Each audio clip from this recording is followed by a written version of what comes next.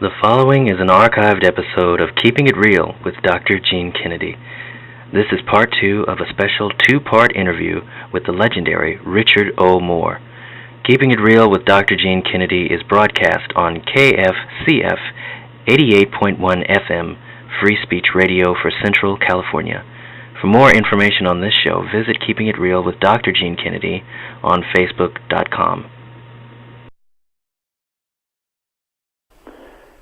There was a certain degree of freedom in the 60s that does not exist today.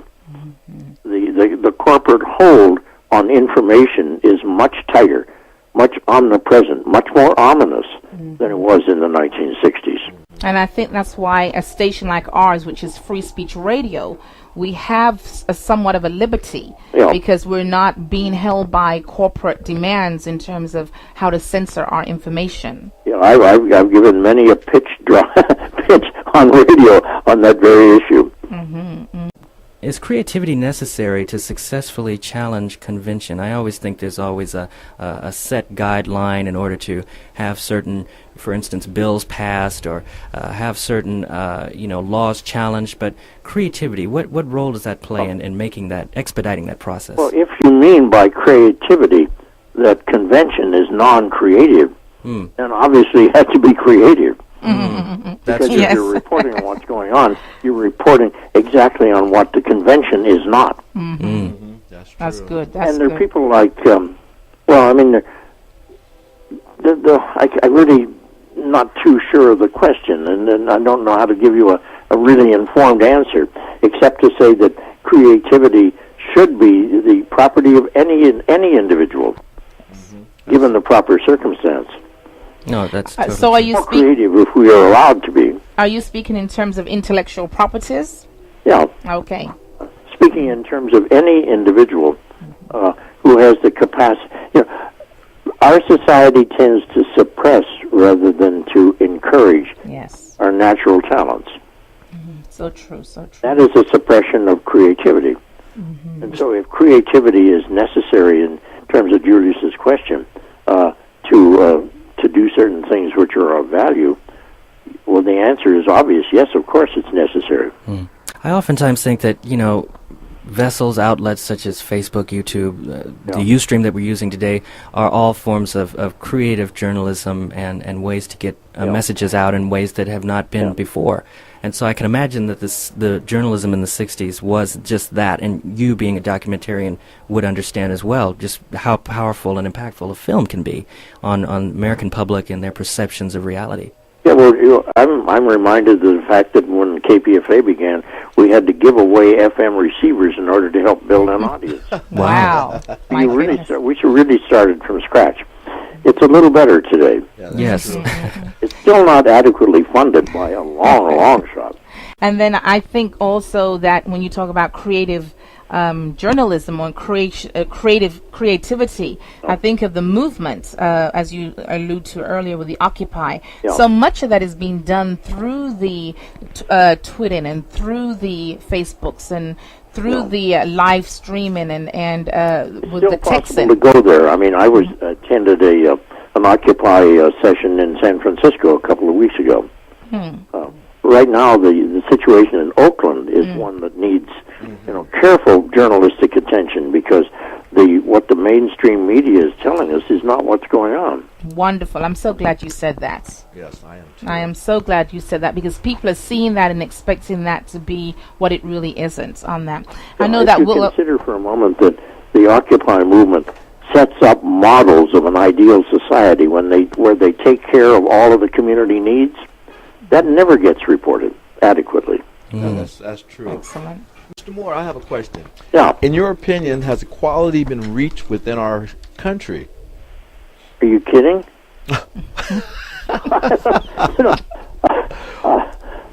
Steven Pinker, I don't know whether you're familiar with him or not. He's the psychologist who wrote a book, which is, I think, a bestseller right now, claiming that statistically we are much better off than we were in previous eras, meaning that there are fewer people who die from genocide, fewer people who die from famine. But this is purely a statistical approach and pays no attention whatsoever to the value of an individual human life. As a society, Or the society. we still have to strive to make. Equality is a long, long way from being realized in our country. Yes. And it should be recognized that an America in which there's let's say, a substantial degree of equality will be a very different America from the America that we know today. Yes. We were talking about the 60s. I was a kid watching TV when the dogs were attacking the black men and water hoses and everything like this. That was a very insightful. It really played a big part in my life. And as you're, like you said, you'll be 92. You're a Pisces too, I would imagine. I am. You go. That's what I'm talking about. We should remember Jimi Hendrix. Oh yes. Yes. Anthem. But it brought reality to the American public in the 60s when we were shown black and white film of people being beat up, being murdered, and things like this. Yeah. And you were way before that. I wonder how did you go about your life at that time? Yes, what are your reactions basically to all of the horrendous crimes that were taking place pre-60s era? My reaction to that kind of unbelievably bad behavior, in the most mild language I can come up with at the moment, hasn't changed over the years. I mean, it's something that began fairly early on in my life, perhaps through accidents, but I'm fortunate that it did happen, that I began to look at things in a somewhat different way from other people, many other people, and I had mentors. I was part of the San Francisco Poetry Renaissance, which is grounded in philosophical anarchism in opposition to the state. And I was a pacifist during World War II, which at a period when it was rather unpopular to be a pacifist. And out of that came KPFA, and then my opportunity to do films for KQED and for public television. And so, for me, there's an uninterrupted continuum of attention to social ills and a response to them. Wonderful. You sound like my kind of man. I like your style, and we need more that you. I don't know if you had a chance to hear earlier when I was talking about the homeless situation. Oh yes, I was listening to that very carefully. And when we talk about a question that deals with equality, and I wonder what that looks like in light of how we treat our out of shelter folks. Yeah. Well, I was talking a moment ago about a different America, and that means a difference with respect to corporate power. It means a difference in the way that we choose our governing officials. It means a difference in the way we educate our children, and it means a difference in the way we view immigration, to name just a few of obvious differences.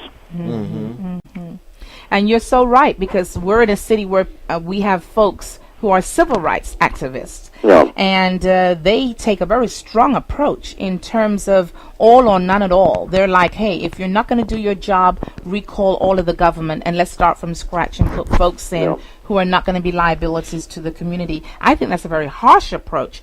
But as an activist, I guess in the spirit of that, I have to understand what their motivation is. Well, the big problem is always understanding, and you're to be congratulated for making an effort to understand.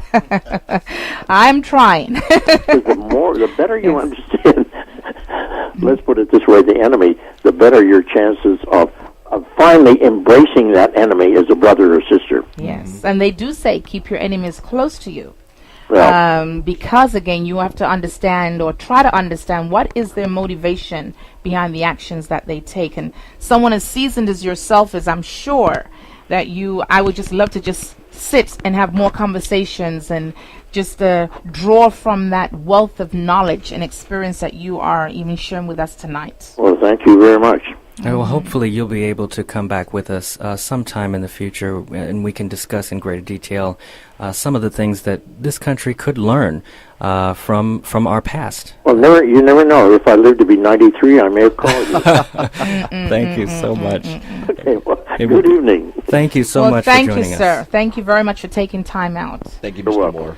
And Julius, I think we're going to have to find some way to get this brother back in here at his age and the knowledge. I think we just tipped the iceberg on this one. I just felt like there was so much more that he had to give us. But again, taking into account the other guests that will be here. So, Julius, thank you very much It was my for pleasure. allowing us to have that very brief contact with such a rich person of knowledge and experience. Well, we're going to take our next break.